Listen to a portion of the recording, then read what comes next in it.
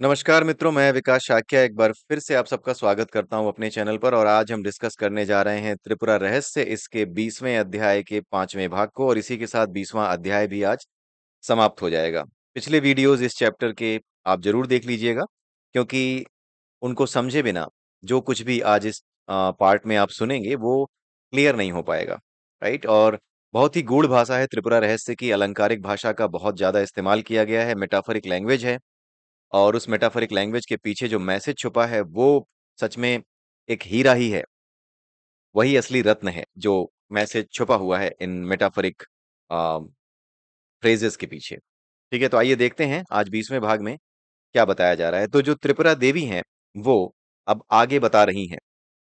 क्या बता रही हैं? यह विशुद्ध चिति जिसमें सारी दुनिया प्रतिबिंबित है, उसी रूप में अपनी आत्मा को भी समझना ही सभी संदेहों को मिटा देना है। कहने का मतलब ये है कि जो ब्रह्म तत्व है, जो मूल तत्व है, जिससे जिसे हम चिति कहते हैं, शुद्ध चिति जिसे कहते हैं, जो इस संसार की हर शक्ति से परे है, जो इस शक्ति का स्रोत है, ठीक है, उसी को चिति कहते हैं। वो विशुद्ध चिति है, वो शिव है। वो जो विशुद्ध चिति है ना, वही इस तरीके से आप समझ सकते हैं कि वही दर्पण भी बनाती है और उस दर्पण में बनने वाला प्रतिबिंब भी वही बनाती है। बाहर कोई और प्रतिबिंब नहीं है जिसका जिसका प्रतिबिंब जो है उस दर्पण में पड़ रहा हो। बाहर कोई और ऐसी चीज नहीं है जिसका प्रतिबिंब उस दर्पण में पड़ रहा हो। कहने का मतलब ये है कि ये जो चिति है, इस पूरे संसार में जो कुछ भी आप देख पा रहे हैं ये ठीक वैसे ही है जैसे आप दर्पण में कुछ देखते हैं। लेकिन ये जो दर्पण है ये भी उसी शुद्ध चिति से, उसी विशुद्ध चेतना से जो शून्य है वास्तव में, उस विशुद्ध शून्य से बना हुआ है, उसी से बना हुआ है। वही शून्य जो है सत है, चित है, आनंद है। वही चित है, सभी प्रकार के सुखों का मूल है, सभी प्रकार के आनंद का मूल है वो। ठीक है, उसी से सब कुछ प्रकट है। तो ये जो संसार आपको दिख रहा है, इसकी जो है कल्पना एक दर्पण की तरह, एक शीशे की तरह की गई है और इस शीशे में जो कुछ भी दिखाई दे रहा है, उसकी तुलना प्रतिबिंब से की गई है। जो कुछ भी आप देख पा रहे हो, वो एक इमेज है, जैसे शीशे में इमेज बनती है, दर्पण में इमेज बनती है, उससे तुलना की गई है। मिरर में जो इमेज बनती है। लेकिन मिरर में जो इमेज बन रही है ना, उस इमेज को बनने के लिए बाहर किसी ऑब्जेक्ट की जरूरत होती है, राइट? उसी का इमेज बनता है मिरर में। लेकिन ये जो मिरर है, जो चित्ती से बना हुआ है, ये चिति से बना हुआ मिरर भी है और इसमें बनने वाला प्रतिबिंब भी वो खुद चिति ही है, यानी बाहर कुछ नहीं है, जो कुछ है वो ये चिति ही है। यही अंतर समझाया गया है कि भौतिक संसार में जो दर्पण है, उस दर्पण में कोई प्रतिबिंब देखने के लिए उसके सामने कोई चीज होनी चाहिए। लेकिन ये जो संसार है, ये संसार बिल्कुल चिति से, यानी जो वास्तविक संसार है, जो आध्यात्मिक संसार है, उससे बिल्कुल अलग है। इस भौतिक संसार में दर्पण के भीतर किसी चीज को देखने के लिए कोई ना कोई चीज ऐसी चाहिए जिसका प्रतिबिंब दर्पण में बने। लेकिन जो वास्तविकता है, जो सत्य है, किसका सत्य? चिति का, यानी वास्तविक परम ऊर्जा का, यानी वास्तविक शून्य तत्व का, जिससे ये पूरा का पूरा जो सृष्टि है ये सामने आई है, उसकी खासियत ये है कि उसी से दर्पण भी बना है और दर्पण में बनने वाले प्रतिबिंब भी उसी से बने हैं। बाहर कोई दूसरा नहीं, यानी सब कुछ वही चिति ही है। कहने का मतलब ये है, द्वैत नाम की कोई चीज ही नहीं है। समझाने का पर्पस ये रहा। ये है जो है नॉन डुअलिटी की बात। ठीक है? जो इस रूप में अपने आप को जान जाता है, उसके सभी संदेह मिट जाते हैं। केवल पढ़ने भर से नहीं, पढ़ तो आप यहाँ पे ले रहे हैं, पढ़ने भर से नहीं होता। पढ़ने से फायदा ये होता है कि आपको ये जानकारी मिल जाती है, आपका दृष्टिकोण बदल जाता है चीजों को देखने का, आपका जो पॉइंट ऑफ व्यू है वो बदल जाता है, जिससे आपको समझने में, अनुभव करने में आसानी होती है। लेकिन जब तक ये अनुभव ना हो, तब तक केवल ये किताबी ज्ञान, इसको पढ़ लेना, इसको जान लेना कि ऐसा कहीं लिखा है और उसको मान लेना, ये भी काम नहीं करता। जान लेना और मान लेना दोनों काम नहीं करता जब तक कि इसका अनुभव ना हो। ठीक है? और इसका अनुभव करने के लिए ही तरह-तरह के योग बनाए गए हैं। कर्म योग है, ज्ञान योग है, भक्ति योग है, ध्यान योग है। ये सारे के सारे योग इसी चीज को अनुभव करने के लिए ही बनाए गए हैं। इसी स्थिति को विद्वानों ने सिद्धि कहा है। असली सिद्धि यही है। इसके अलावा आकाश में घूमना या फिर किसी भी प्रकार की सिद्धि वास्तविक सिद्धि नहीं है। यानी जो भी सिद्धियां इस संसार में जानी जाती हैं कि कोई आकाश में घूम लेता है, कोई पानी पे चल लेता है, ऐसी बहुत सी बातें की जाती हैं। तो अगर वास्तव में ये सिद्धियां किसी को प्राप्त हैं भी, तो भी ये सिद्धियां क्या हैं? ये सिद्धियां वास्तविक सिद्धियां नहीं है। असली सिद्धि वो है कि आप अपने आप को चित्त के रूप में जान जाओ और आप ये जान जाओ कि आप ही ये संसार हो जो दिख रहा है, और आप ही इस संसार में दिखने वाली चीजें हो। ये दर्पण है संसार जिसमें प्रतिबिंब दिख रहे हैं, तो ये दर्पण भी आप हो और इसमें बनने वाला प्रतिबिंब भी आप हो। आप उस के साथ, उस त्रिपुरा शक्ति के साथ एकाकार हो जाओ, इंटीग्रेट हो जाओ। समझ में आ जाए, आपको अनुभव हो जाए कि हाँ, आप उससे अलग नहीं हो। आपका अनुभव ऐसा है कि ये संसार भी आप ही हो और इस संसार में बनने वाली हर चीज, हर प्रतिबिंब भी आप ही हो, वो आपकी ही कल्पना है। इस संसार में जो कुछ दिखता है वो सब कल्पना है, वो सब कल्पना है।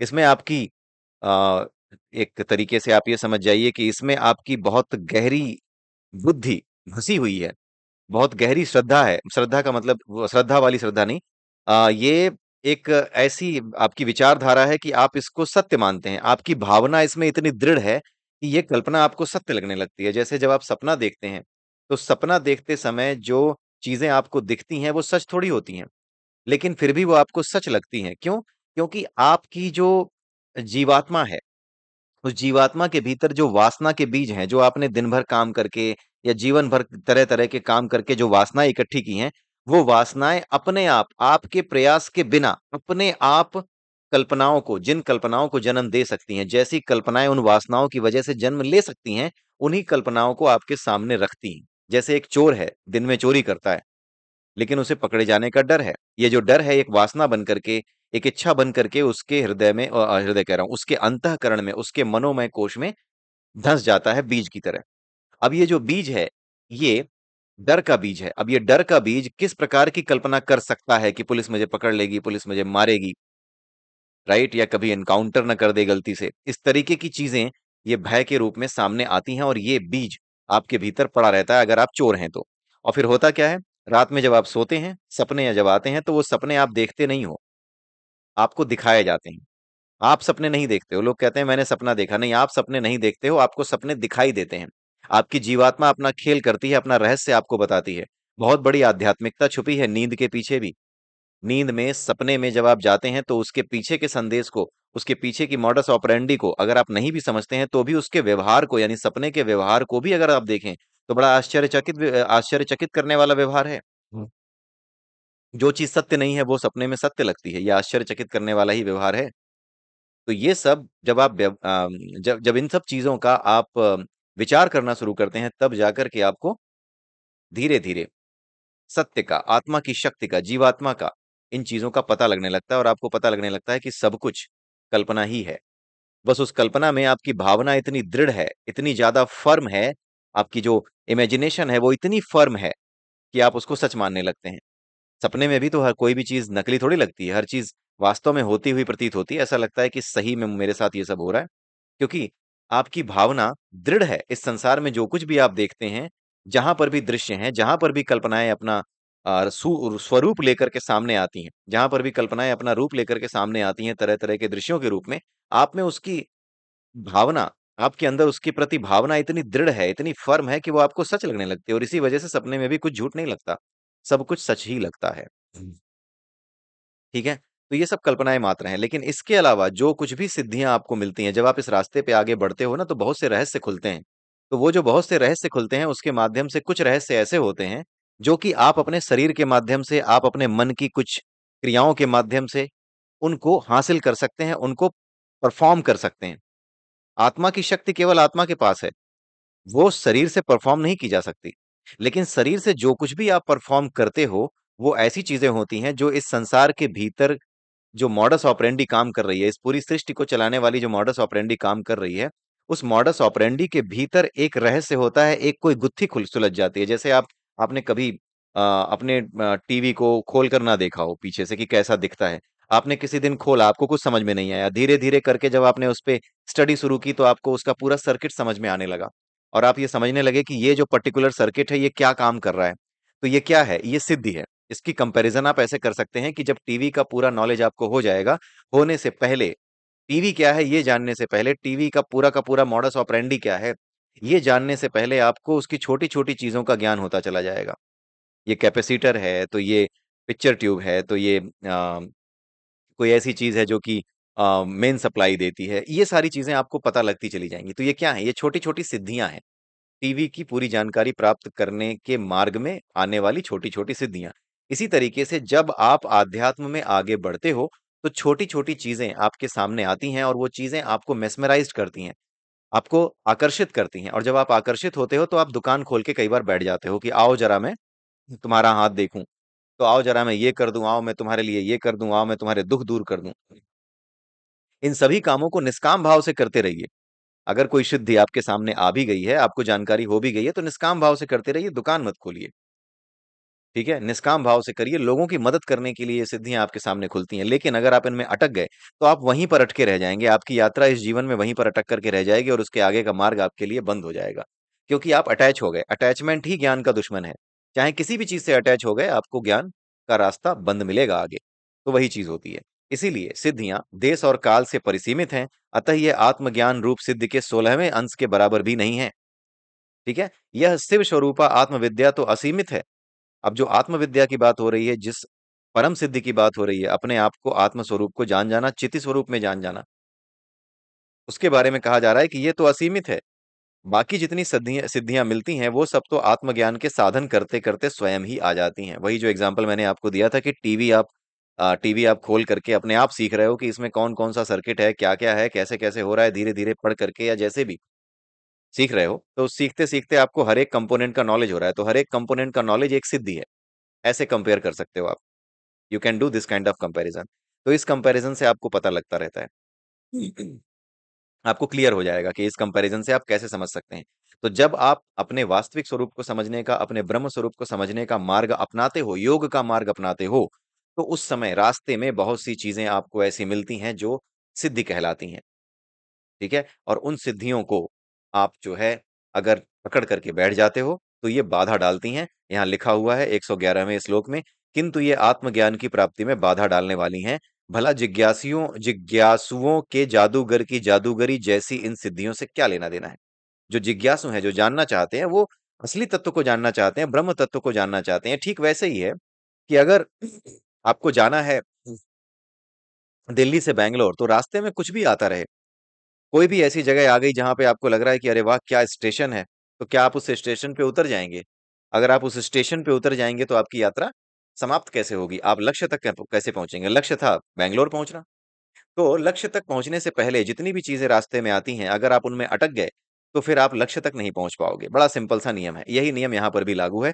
जितनी भी सिद्धियाँ आपके सामने प्रकट हो रही हैं, अगर उन सिद्धियों में अटक गए, तो फिर आपको वास्तविक सिद्धि यानी अपने आत्म स्वरूप का ज्ञान ये नहीं हो पाएगा। ठीक है? आप अटक जाओगे। आगे जब आपको आगे जाने का मौका मिलेगा, जब आपकी बुद्धि खुलेगी, तब भले ही आप आगे जा पाओ, लेकिन अभी तो फिलहाल आप अटक जाओगे, अगर आप इन सिद्धियों से प्रभावित हो गए तो। जिनकी दृष्टि में ब्रह्म पद भी तिनके के समान है, उनके लिए केवल समय काटने में उपयोगी इन सिद्धियों का क्या मूल्य है? और सही बात है। जिनके लिए ब्रह्म पद भी तिनके के समान है, ब्रह्म पद वो पद होता है, जो सभी प्रकार की शक्तियों का सोर्स है, वो ब्रह्म है। ठीक है? उस पद को पाना भी कोई नहीं चाहता। जो ऐसा व्यक्ति होता है जो कि परम पद को पाना चाहता है, जो सत चित अवस्था को प्राप्त करना चाहता है, उसके लिए तो ब्रह्म पद भी तिनके के समान है, यानी वो उस ब्रह्म पद को भी नहीं पाना चाहता। वो कहता है कि इस ब्रह्म पद को भी मुझे नहीं पाना, मुझे तो परम सत्य में विलीन होना है। वो परम सत्य चाहे ब्रह्म हो, चाहे परब्रह्म हो, परमात्मा हो, कुछ भी कहा जाए, मुझे उससे लेना-देना नहीं है। मुझे कोई पद प्राप्त नहीं करना है, मुझे उसके बराबर नहीं होना है, मुझे उसमें लीन होना है, मैं वही हूँ। तत्त्वमसि तुम वही हो। इस सत्य को वो जान जाता है, इसलिए वो कोई पद नहीं प्राप्त करना चाहता, वो ब्रह्म के पद को भी प्राप्त नहीं करना चाहता। जितने भी असुर हमारे समाज में हुए, चाहे रावण हो, चाहे कंस हो, ये सब किस तरीके से देखे गए? इनकी विचारधारा क्या थी? इनकी विचारधारा ये थी कि मैं भी भगवान बन जाऊँ। ठीक है, जैसे ही इन्होंने ये सोचा मैं भी भगवान बन जाऊँ, वैसे ही इन्होंने पद प्राप्त करने की इच्छा की और वहीं से उल्टी यात्रा वापस शुरू हो गई और ये अपने पद से नीचे गिरते चले गए। इतनी सिद्धियाँ प्राप्त करने के बाद भी रावण उन सिद्धियों का इस्तेमाल अपने स्वार्थ के लिए, अपने साम्राज्य को बढ़ाने के लिए, अपने आसुरी साम्राज्य को बढ़ाने के लिए करने लगा था। इसी वजह से उसका अंत हो गया।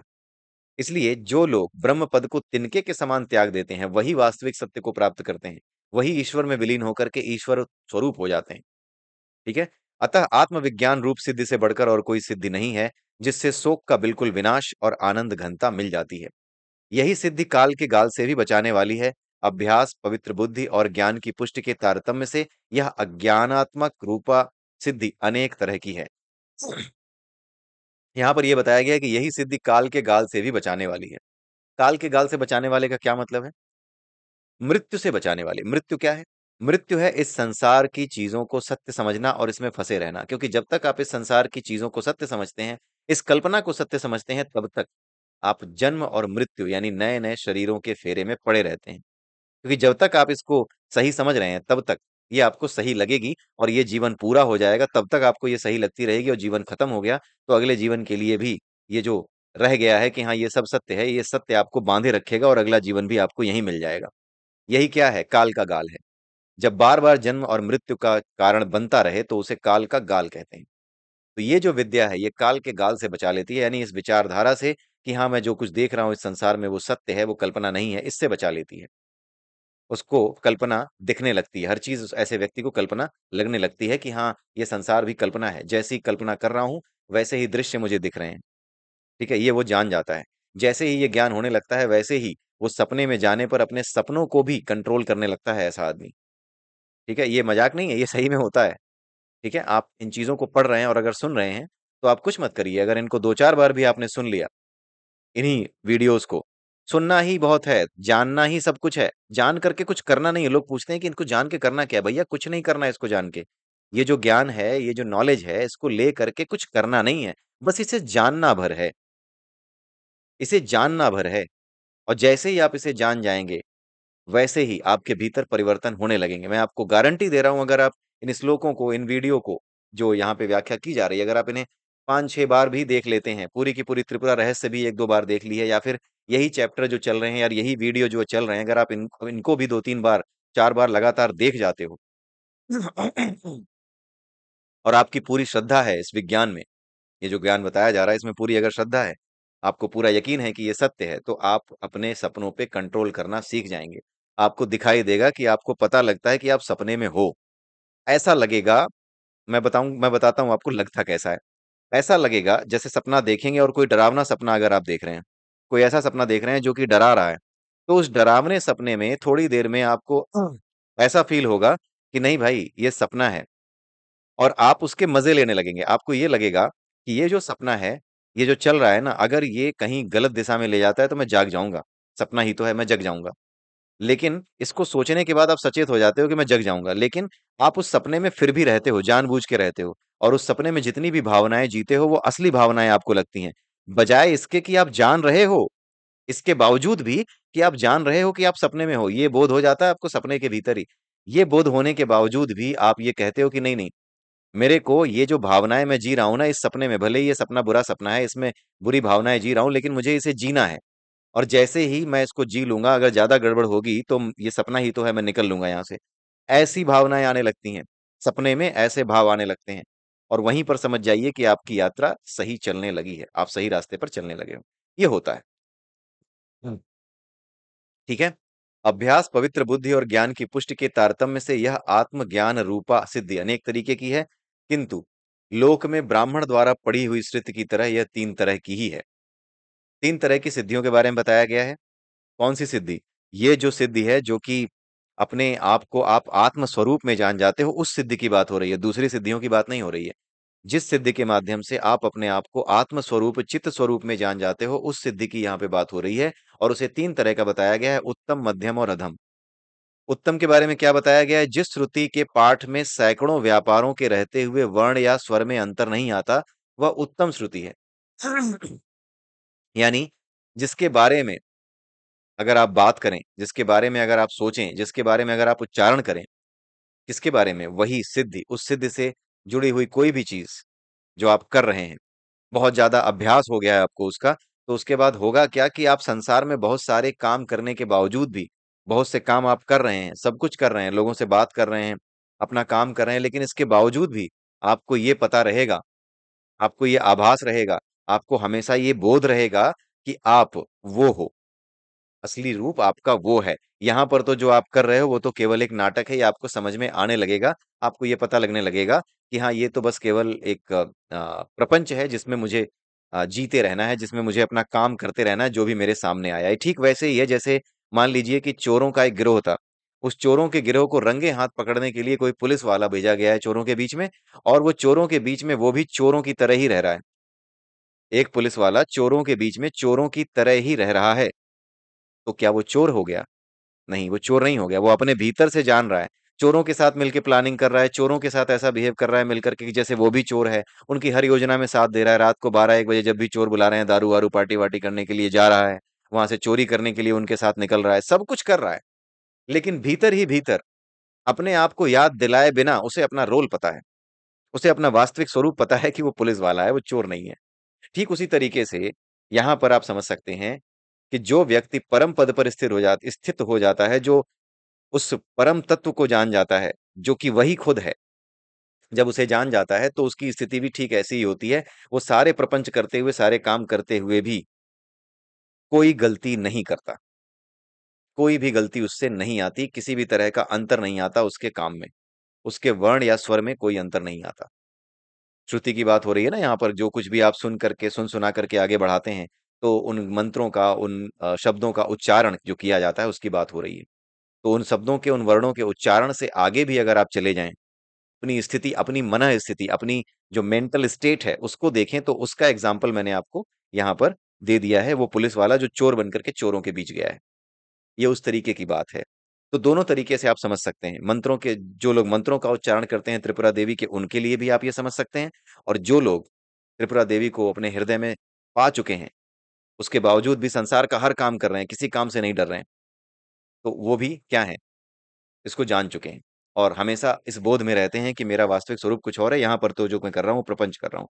इसीलिए अगर आप आगे बढ़ते हैं, अगर आप स्पिरिचुअलिटी में आगे बढ़ रहे हैं और इस तरह की चीजों के बारे में आपको काफी अनुभव हो रहे हैं, तो आप इसे ईश्वरीय कृपा ही समझिए। और ईश्वरीय कृपा के मिलने के बाद फिर आप संसार में जो तकलीफें आपको मिल रही हैं या जो काम आपको दिए जा रहे हैं, आपका मन नहीं कर रहा उस काम को करने में, उस काम को करने में मन ना लगना, ये एक गलत चीज हो जाती है। हालांकि ये होती है, जब आप इस दिशा में आगे बढ़ते हैं, योग की दिशा में, तो आपको ये लगता है कि संसार में जितने भी काम आपको करने पड़ रहे हैं वो सारे के सारे बेकार हैं, वो सब बेकार हैं, उनको छोड़ करके मुझे तो इसमें जाना है, किताबें लिखनी है लगातार, जो है लोगों के बीच रहना है, किसी ऐसे व्यक्ति के बीच रहना है, उन लोगों के बीच रहना है जो ज्ञान की चर्चा करते हैं, ज्ञान की बातें करते हैं, पहाड़ों में चले जाना है, ठीक है, या किसी गुरु के पास चले जाना है। गुरु के पास चले जाना एक अलग चीज है, लेकिन गुरु के पास चले जाकर के ये सोचना कि संसार का कोई काम नहीं करूंगा, अब गुरु के पास ही रहूंगा, ये ठीक नहीं है। आपने अगर युक्तेश्वर गिरी जी की बारे में सुना हो, तो उनके जो शिष्य थे परमहंस योगानंद, जिनकी एक बुक भी है, द ऑटोबायोग्राफी ऑफ अ योगी, उसमें उन्होंने अपना अनुभव लिखा है कि गुरु जी बहुत ही विद्वान थे, वो सब कुछ जानते थे, उन्हें अनुभव था, उस परम पद का अनुभव था, लेकिन इसके बावजूद भी वो मुझे ऐसे काम देते थे जो काम करने में मुझे जरा ही मन नहीं लगता था। कभी झाड़ू लगाने को दे देते थे, तो कभी जो है खाना बनाने को दे देते थे, और तो लगातार यही काम वो लगातार देते रहते थे, तो उनको लगता था कि पता नहीं, ये पता नहीं क्या मुझे सिखाएंगे। इसी तरीके से जो व्यक्ति ठीक से नहीं समझता उस परम पद को, वो ये जानता है, उसको ये लगता है कि जो कुछ मैं कर रहा हूं इस संसार में, अगर वो उसकी तुलना में अलग है, अगर वो उसकी तुलना में अलग है, मतलब जो ब्रह्म विद्या है, जो ब्रह्म को जानने का एक अभ्यास है, जो ब्रह्म के बारे में जानने का अभ्यास है, अपने वास्तविक स्वरूप को, अपने वास्तविक बोध को जानने का अभ्यास है, उस अभ्यास से अलग कोई चीज अगर दिखती है तो आदमी को उससे दिक्कत होती है। ये शुरुआती अवस्था में या बीच की अवस्था में होती है। लेकिन आप ये समझ जाइए कि अगर ये आपके साथ हो रहा है तो ये कितनी बड़ी बात है। कितने लोगों के साथ ऐसा होता है? अगर आपके साथ ये हो रहा है तो ये इतनी बड़ी बात है कि आपको पूरे उत्साह के साथ संसार में आने वाला हर काम करना चाहिए। अब तो डर ही खत्म हो जाना चाहिए, लेकिन अब डर लगने लगता है। दिक्कत ये होती है। और ये समझाने के बाद भी डर जाएगा नहीं। आप मेरी बात सुन जरूर रहे हैं, लेकिन अगर आपके साथ ऐसा हो रहा है तो आसानी से ये नहीं जाएगा। जबकि बड़ा आसान सा सच है कि अगर आपको ईश्वरीय कृपा प्राप्त हो रही है, अगर वो एनर्जी आपसे ट्यून कर रही है, तो अब डर किस बात का? कितनों के साथ ऐसा होता है। आपको तो खुश हो जाना चाहिए। आपको तो बिल्कुल आजाद हो जाना चाहिए और निडर हो जाना चाहिए अपने किसी भी काम में। राइट? तो निडर होकर के हर एक काम को करना शुरू कर देना चाहिए। लेकिन ये इतना आसान नहीं होता। मैं भी इस स्थिति से गुजर चुका हूं। नहीं होता। काम बुरे लगते हैं। मैं ये नौकरी क्यों कर रहा हूँ? मुझे तो कोई मतलब नहीं होना चाहिए। पता नहीं, मुझे तो इस रास्ते पर आगे बढ़ना था। अब पता नहीं, मुझे संसार में रहना पड़ेगा। बच्चे की पढ़ाई है, उसकी शादी है, सब कुछ देखना पड़ेगा। राइट? तो ये सारी चीजें दिमाग में, मन में आने लगती हैं। ये बीच की स्थिति होती है। ये बेकार स्थिति होती है थोड़ी। ठीक है? ये परेशान करती है। यहाँ पर बुद्धि काम नहीं करती। यहाँ पर यह समझ नहीं आता कि जब इतनी बड़ी कृपा मिल गई है, जब जिसे पाने के लिए लोग इतना प्रयास करते हैं, उस दिशा में आपको खींचा जा रहा है, तो अब तो आपको निडर हो जाना चाहिए। अब तो आपका योग क्षेम वो वहन करने वाले हैं जिसे परमात्मा कहते हैं। आपके पास जो भी चीजें चाहिए आपको, अब तो वो खुद व्यवस्था करेंगी इसकी। अब तो आपको डरने की आवश्यकता ही नहीं है, क्योंकि ऐसी चीज किसको प्राप्त होती है? नहीं मिलती। तो जब आपको साथ ऐसा होने लगे तो निडर होकर के कार्य करना चाहिए। तो यहाँ पर उत्तम श्रुति के बारे में क्या बताया गया है? सैकड़ों व्यापारों के रहते हुए भी, यानी हजारों सैकड़ों काम करते हुए भी, हजारों तरीके के विचार आते हुए भी, अगर किसी भी तरह का अंतर ना आए साधना में, या फिर जो मंत्र पढ़े जाते हैं उसमें, तो ये उत्तम श्रुति है। पाठ के समय सावधान रहने पर, दूसरे समय असावधान रहने पर भी जो पहले की ही तरह बिना फिसले पढ़ा जा सके, वह मध्यम श्रुति है। यानी मध्यम श्रुति में क्या है? पाठ करते समय सावधान रहे और दूसरे समय असावधान रहे, लेकिन फिर भी ठीक से पढ़ी जा रही है, तो ये मध्यम श्रुति है। ठीक है? ऊपर वाले में क्या है? उत्तम श्रुति में कुछ भी हो जाए, सावधान और असावधान रहने वाला प्रश्न वहां पे नहीं है। यहाँ पे सावधान या असावधान वाला द्वैत है, वहां पे कोई द्वैत है ही नहीं। उत्तम श्रुति में द्वैत है ही नहीं कि मैं सावधान हूं, मैं सावधान नहीं हूं। ये चीज वहां पे नहीं है। सावधान होना और असावधान होना दोनों ही स्थितियों में मैं कर गया। जैसे मैं गाड़ी चलाना सीख गया हूं, जब मैं सीख रहा हूं तो मैं सावधान हूं, जिसकी वजह से एक्सीडेंट नहीं हुआ। लेकिन गाड़ी चलाना जब सीख गया हूं, सीख रहा था तब सावधान था, ठीक है, एक्सीडेंट नहीं किया, ठीक है, सावधान होने की वजह से। लेकिन अब जब मैं गाड़ी चलाना सीख गया हूं तो मैं असावधान हूं। गाड़ी चलाना सीखने के बाद जो है, अब मैं असावधानी से करता हूँ, उतना सावधान नहीं रहता, क्योंकि अब मेरा दिमाग ट्रेंड हो चुका है, तो मैं असावधान हूँ। लेकिन उस असावधान रहते हुए भी मैं गाड़ी ठीक से चलाता हूँ, एक्सीडेंट नहीं करता, मैं ध्यान रखता हूँ, मेरा माइंड पूरे तरीके से इतना अभ्यस्त है, इतना ज्यादा प्रैक्टिस्ड माइंड है कि मुझसे गलती नहीं होती। तो ये क्या है? ये मध्यम स्तर का अभ्यास है, मध्यम श्रुति है। गाड़ी चलाने वाले एग्जाम्पल से आप इसको भ्रमित मत करिएगा, क्योंकि गाड़ी चलाने वाले का एग्जाम्पल मैंने सिर्फ और सिर्फ ये मध्यम श्रुति के लिए दिया है, ताकि आप समझ सको कि मध्यम श्रुति क्या है। उत्तम श्रुति क्या है? वहां पे किसी भी तरह का सावधानी या असावधानी की बात आती ही नहीं है। वहां पे सिर्फ ये लगता है कि दोनों में कोई अंतर ही नहीं है। मैं कोई काम कर रहा हूं तो भी मैं उसी में हूं, मैं कोई काम नहीं कर रहा हूं तो भी मैं उसी स्थिति में हूं, मैं अगर हजारों काम मेरे सामने आ जाए तो भी मैं उसी स्थिति में हूं। मतलब मैं चोरों के बीच रह करके चोरी की कितनी भी प्लानिंग कर रहा हूं, लेकिन उसके बावजूद भी भीतर से मुझे बोध है कि मैं पुलिस वाला हूं। ये वो स्थिति है। ठीक है? और जब पुलिस वाला ये सोचे कि ओह, मैं इनके साथ क्या करने जा रहा हूं, मुझे नहीं जाना चाहिए, हालांकि मैं चोरों के साथ चोरी करने जा रहा हूं, उनको पकड़वाने के लिए योजना बनी है, लेकिन मैं ऐसा नहीं कर सकता, सावधान हो गया, कोई बहाना करके उन चोरों के प्लान से निकल गया, पेट दर्द है तो ये है वो है, भाइयों शाम को आना तो मिलेंगे। ठीक है, ये हुआ। और उसके बावजूद उसके बाद क्या हुआ?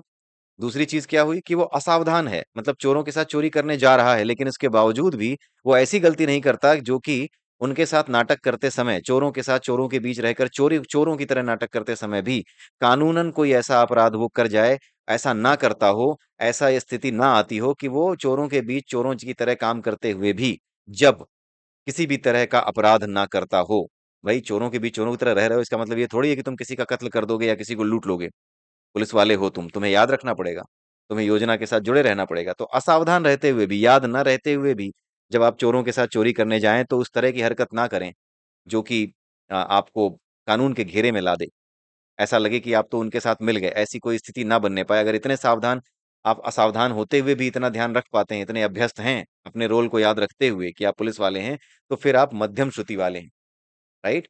यानी आप जो है सावधान रहने पर, असावधान रहने पर, जहां पर आपको जरा सा भी सोचना पड़े, वही सावधान और असावधान की स्थिति है, और वहां पर मध्यम श्रुति आती है।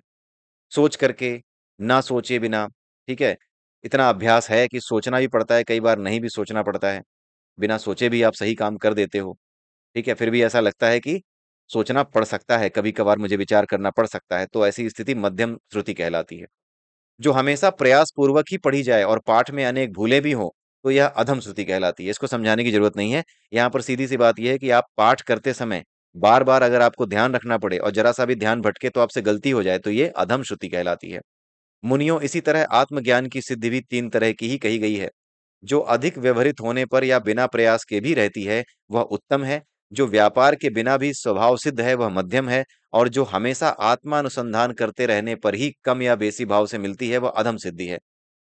ठीक है, तो आप वही चीज समझ सकते हैं, जहां पर प्रयास करना पड़े वो अधम है, जहां पर बिना प्रयास के लेकिन कभी-कभी सावधान और कभी-कभी असावधानी की स्थितियों में आपको जाना पड़े, तो वहाँ पे मध्यम है, और जहाँ पर असावधानी और असावधानी जैसा कोई प्रश्न ही ना आए, आपको कोई अंतर ही ना दिखे भीतर और बाहर, सब कुछ अद्वैत हो जाए, ठीक है? संसार ही ईश्वर है और ईश्वर ही संसार है, ठीक है? जब ये समझ में आ जाए, जब ये पूरी तरीके से बोध पक्का हो जाए आपके भीतर, तो वो उत्तम है, ठीक है? इनमें जो उत्तम सिद्धि है, वही पराकाष्ठा है, यानी वही चरम सीमा है। अब इसके आगे और 122वें श्लोक में बहुत जबरदस्त चीज बताई गई है। जब सपने में भी जगे हुए की तरह ही उत्तम स्थिति बनी रहे, तब वह सिद्धि परम उत्कृष्ट मानी गई है। यानी जैसे जगे हुए पे आप जानते रहते हो कि आप क्या कर रहे हो, आपके कंट्रोल में चीजें आपको दिखाई देती हैं, उसी तरीके से जब सोते समय सपने में भी आप सपने को कंट्रोल करने लगो, तब समझो कि ये परम उत्कृष्ट अवस्था है। ऐसी सिद्धि जब आपको मिल जाए, तब समझो आप। जब पहले के संस्कार जगने पर हर तरह के व्यवहार में, व्यवहार का मतलब आप ये समझ जाइए जो ट्रांजैक्शन होते हैं डेली लाइफ में, उसी को व्यवहार कहा जा रहा है। यहाँ पर जो लिखा है ना, अधिक व्यवहारित होने पर, यानी बहुत ज्यादा इसकी प्रैक्टिस होने पर, बहुत ज्यादा ट्रांजैक्शन करने पे आपको प्रैक्टिस हो गई है। इतनी प्रैक्टिस हो गई है कि बिना किसी प्रयास के ही वो आपके बोध में रहती है, तो वो उत्तम है। आपको हमेशा ध्यान रहता है, आप हमेशा उस बोध में रहते हो, तो वो उत्तम है, ठीक है? ये चीज बताई गई है। और जो व्यापार के बिना भी स्वभाव सिद्ध है, वही चीज है जो ऊपर बताई गई है ना, उसी का यहाँ पर एक वर्जन है सिद्धि के बारे में, आत्मज्ञान की, आत्मविज्ञान की सिद्धि के बारे में, ठीक है? ऊपर भी वही चीज है, ऊपर भी वही चीज है सिद्धि, और नीचे भी वही चीज है सिद्धि। तो ऊपर जो बताई गई है सिद्धि, वो जो चिति की सिद्धि है, उससे जो है थोड़ी सी अलग है तो वो चिति का ही रूप, लेकिन वो चिति के रास्ते में आने वाली सिद्धियों की बात हो रही है, कि जिन सिद्धियों के बारे में आपको पता लगता है, वो सिद्धियां अधम, उत्तम और मध्यम तीन तरीके की होती हैं। उसी प्रकार से जब आपको आत्मविज्ञान यानी आत्मज्ञान प्राप्त हो जाता है, चित्त के वास्तविक रूप में आप अपने आप को जान जाते हो, तो उस स्थिति में भी तीन तरह की सिद्धि बताई गई है, उत्तम, मध्यम और अधम। यहाँ पर उसकी कल्पना, उसकी जो कंपैरिजन है, कल्पना नहीं, उसका जो कंपैरिजन है आप ऊपर वाले एग्जाम्पल से करेंगे, तो आपको ये बात भी समझ में आ जाएगी कि जो आत्मज्ञान की, यानी कि अपने आप को आत्म स्वरूप में देखने की, अपने आप को आत्म स्वरूप में अनुभव कर पाने की जो सिद्धि है, वो भी उत्तम, मध्यम और अधम होती है। क्यों होती है, ये आपको समझ में आ रहा होगा, ठीक है? जब पहले के संस्कार जगने पर हर तरह के व्यवहार में परिवर्तन करने पर रुचि जग जाती है, तो उसे हम सिद्धि की पराकाष्ठा कहते हैं। जब पहले के संस्कार जगने पर हर तरह के व्यवहार में प्रयत्न करने पर रुचि जग जाती है, तो उसे हम सिद्धि की पराकाष्ठा कहते हैं। ये भी बड़ी अच्छी बात बताई है। जो हमारे पुराने संस्कार हैं, यानी कि आप एक उत्तम साधक हैं, आपको सिद्धि की उत्तम अवस्था प्राप्त है, आत्मज्ञान की सिद्धि की उत्तम अवस्था मान लीजिए कि प्राप्त है। अब इस अवस्था में क्या होता है कि जो पहले के संस्कार थे आपके, पहले के यानी सिद्धि प्राप्त होने से पहले के, जब आप संसार में अटकते थे, जब आप संसार में फंसते थे, संसार में होने वाली घटनाओं के साथ अपनी भावनाएं जब आप जोड़ लेते थे, उस स्थिति को याद कीजिए। वो स्थिति पुरानी स्थिति थी। अब की स्थिति क्या है? अब की स्थिति ये है कि आपको ज्ञान हो गया है, आपको उत्तम सिद्धि मिल गई है। आप अपने आप को वास्तविक, अपने वास्तविक स्वरूप को, अपने वास्तविक बोध को जान गए हैं। तो अपने वास्तविक बोध को जान जाने के बाद जब आपको अपने पुराने संस्कार याद आते हैं, जहां पर आप भावनाओं में फंस जाया करते थे, ठीक है? तो भावनाओं में फंस जाया जब करते थे, तो उसमें अब याद आने पर, कब याद आने पर? जब आपको सिद्धि मिल गई है, तब याद आने पर आप में, आपके अंदर उसके प्रति रुचि उत्पन्न हो जाए, यानी आप उसको जो है देखें, समझें कि हाँ, जो पहले के संस्कार थे, वो कैसे थे, क्यों थे? उनके प्रति रुचि उत्पन्न हो जाए कि कैसे थे? रुचि उत्पन्न करने का मतलब है कि उनके प्रति जानने की जिज्ञासा उत्पन्न हो जाए, ठीक है? प्रयत्न करने पर रुचि जग जाती है, व्यवहार में प्रयत्न करने पर रुचि जग जाती है, यानी कि आप व्यवहार में लाते हैं उसको, फिर उसके बाद उसमें रुचि जग जाती है। यानी कि ये कि आप सिद्ध हो चुके हैं, लेकिन अब आपको काम करना पड़ रहा है। पुराने समय में जो काम करते थे, वही अब भी कर रहे हो, लेकिन अब दृष्टिकोण बदल गया है। अब क्या है? अब पुरानी भावनाओं को जो आप जी रहे थे, उन्हीं भावनाओं को अब यहाँ पर जीने जा रहे हो। ठीक है? उन्हीं भावनाओं को आप यहाँ पे फिर से जीने जा रहे हो, लेकिन अब आप उनको देखते हुए जियोगे। यानी आपके भीतर उन भावनाओं के प्रति रुचि उत्पन्न हो गई कि देखते हैं ये कैसे उत्पन्न होती हैं, कैसे आती हैं, जाती हैं। मतलब आपकी जो नज़र है वो एक दृष्टा की, एक ऑब्जर्वर की जब हो जाती है, तो ये उस स्थिति की बात हो रही है। तो अगर आप अपनी भावनाओं को जीते हो, लेकिन उसके बावजूद भी आप उसे सिर्फ ऑब्जर्व करते हो, ना कि उसमें फँसते हो, तो ये सिद्धि की पराकाष्ठा कहते हैं। आई रिपीट अगेन, आपने सिद्धि प्राप्त कर ली है। सिद्धि मतलब कौन-सी? आप अपने आप को आत्म स्वरूप में जान गए हैं, अपने वास्तविक स्वरूप को, चिति स्वरूप को जान गए हैं।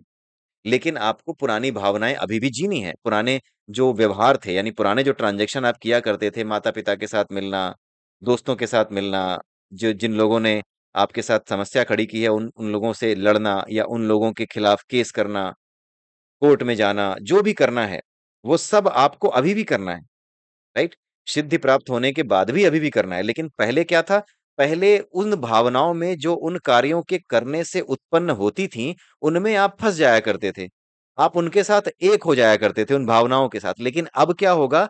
अब भी वो भावनाएँ आएँगी, ऐसा नहीं है कि नहीं आएँगी, भावनाएँ आएँगी, लेकिन उन भावनाओं को आप फँसे बिना एक ऑब्ज़र्वर की तरह देखेंगे, आप उसमें उलझेंगे नहीं, आप उस भावनाओं के साथ एक नहीं होंगे, बल्कि एक ऑब्जर्वर की तरह देखेंगे कि ये भावनाएँ कैसे आ रही हैं और जा रही हैं।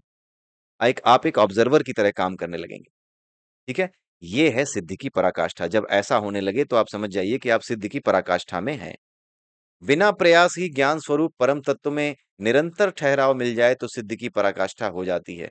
बिना किसी प्रयास के आपको कोशिश ना करनी पड़े उस स्थिति में जाने के लिए।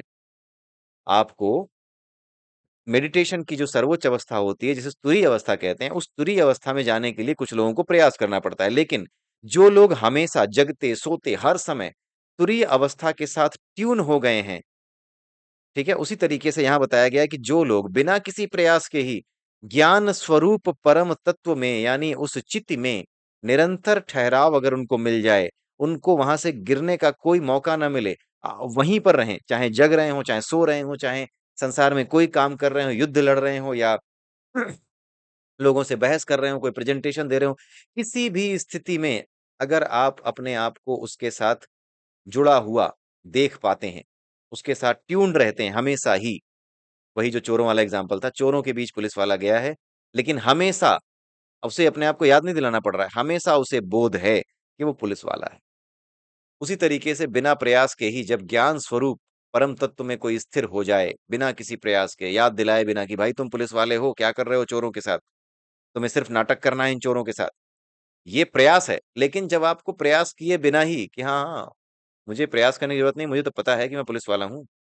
मैं तो इन चोरों के बीच बस इसी तरीके से नाटक करने आया हूँ। वो बोध जब जागृत रहे, आपके भीतर वो बोध हमेशा से बना रहे, बिना प्रयास के, तो इसे क्या कहा जाता है? सिद्धि की पराकाष्ठा। ये मैं एग्ज़ाम्पल इसलिए दे रहा हूँ सो दैट आप इसे ईज़िली समझ पाएँ। इसका कोई और पर्पज़ नहीं है। आगे क्या बताया गया है? काम-काज में लगे रहने पर भी जब अनेक वस्तुओं को देखने के बावजूद वे दिखलाई न पड़ें, तो वैसी स्थिति में उत्तमा सिद्धि अपनी पूर्णता को पा लेती है। तरह-तरह के काम आप कर रहे हैं, हर काम में आप लगे हुए हैं, कई वस्तुओं को आप देख रहे हैं, लेकिन उन वस्तुओं को देखने के बावजूद भी वो दिखलाई नहीं पड़ रही हैं। इसका क्या मतलब है? इसका कोई और मतलब मत निकालिएगा कि सामने कोई चीज़ है लेकिन फिर भी वो आपको दिख नहीं रही, आप अंधे हो गए हैं। ये मतलब नहीं है। शब्दों को एज़ इट इज़ नहीं लेना है। ये मेटाफोरिक शब्दावली है, ये मेटाफोरिक लैंग्वेज है।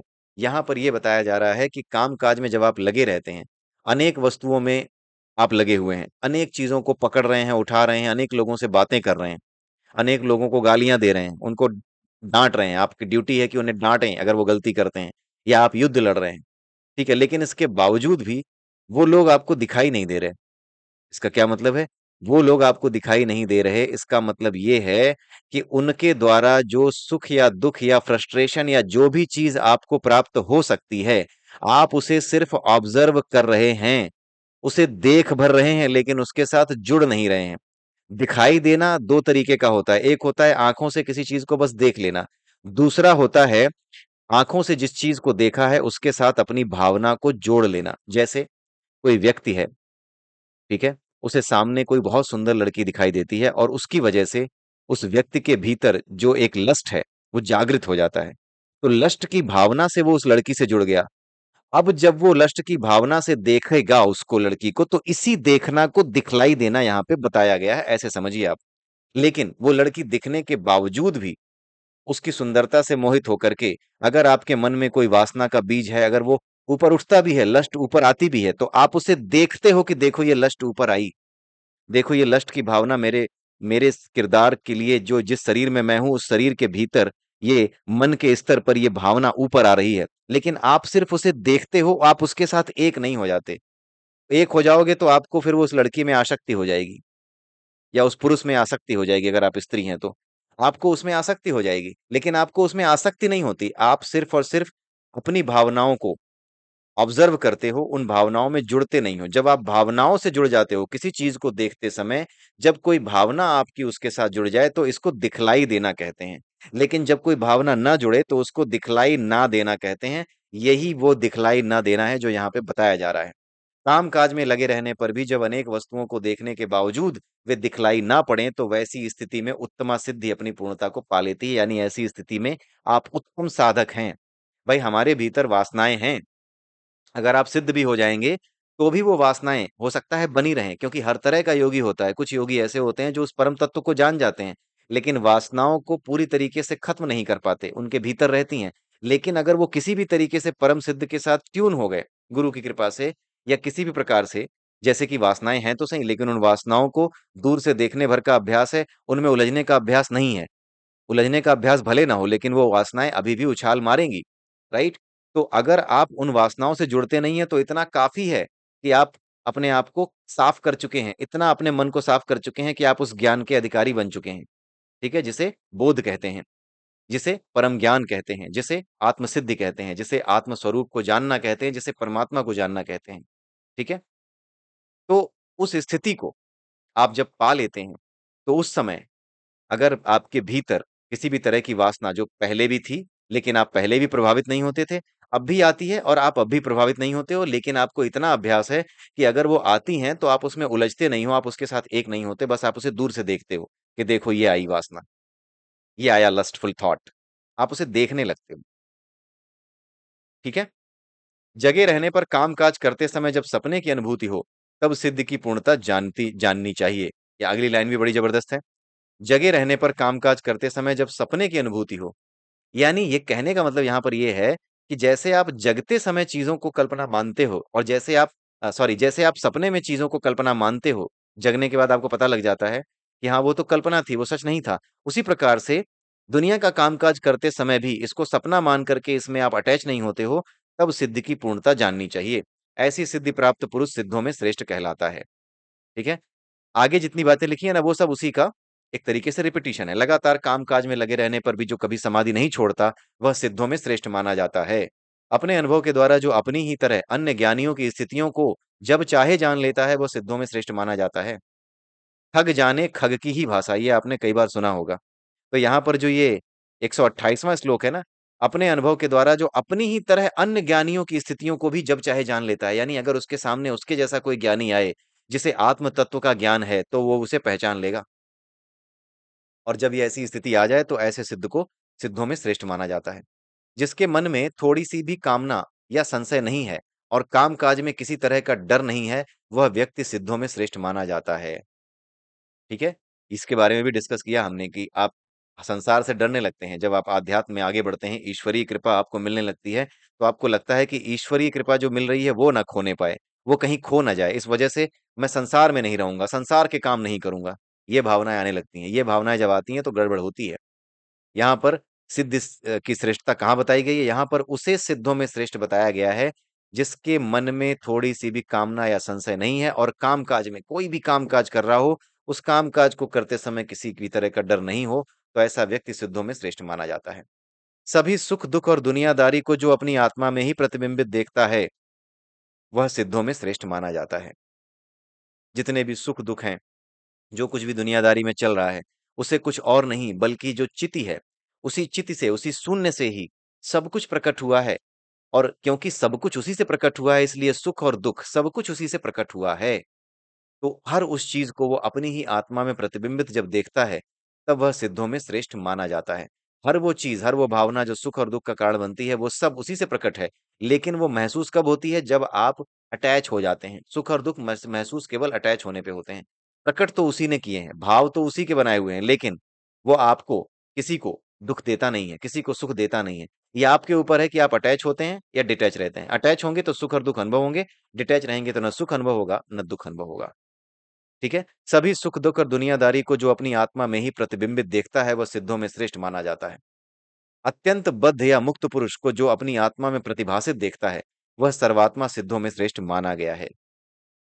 अत्यंत बद्ध या मुक्त पुरुष को जो अपनी आत्मा में प्रतिभासित देखता है, यानी चाहे कोई ऐसा व्यक्ति हो जो अभी भी संसार में फंसा हुआ है या फिर कोई ऐसा व्यक्ति उसे मिले जो मुक्त हो उन दोनों को ही अपने से अलग जो नहीं देखता, यानी वो ये समझता है कि जो चित्त है, जो चिति है, उसी चिति से ही ये सारे गुण उत्पन्न होते हैं और उस चिति तक मैं पहुंच चुका हूं। इसलिए वो जो व्यक्ति है जो कि बद्ध जीवन में है, यानी अभी भी वासनाओं में फंसा हुआ है, भावनाओं में फंसा हुआ है वो भी, और जो व्यक्ति भावनाओं से विहीन हो चुका है, भावनाओं में फंसा नहीं है वो भी, ये दोनों ही उसी चिति के द्वारा ही प्रकट अलग-अलग स्वरूप हैं। यानी वो मैं ही हूँ। अपनी ही आत्मा में वो उसे देख पाता है, प्रतिभासित देख पाता है, यानी अपनी ही आत्मा में उसका प्रतिबिंब देख पाता है कि वो व्यक्ति भी मुझसे अलग नहीं है।